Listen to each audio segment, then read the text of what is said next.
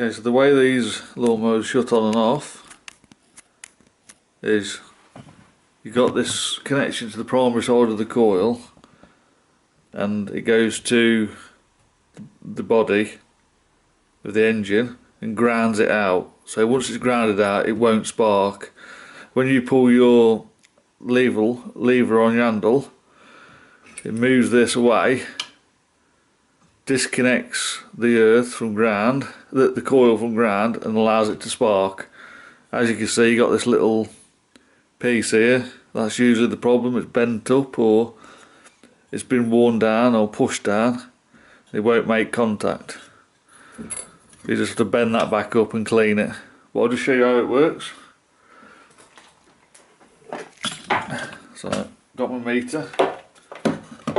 I'll just put it on continuity.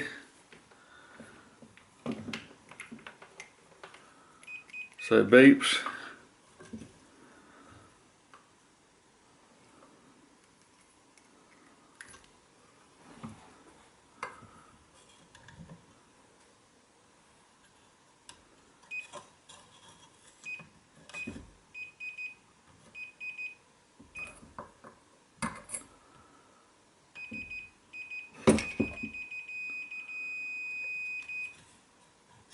As you can see, that's not grounded now, so the engine would run, and as soon as you shut it, it grounds it out and turns the engine off. So that's probably a problem there. You want to clean it up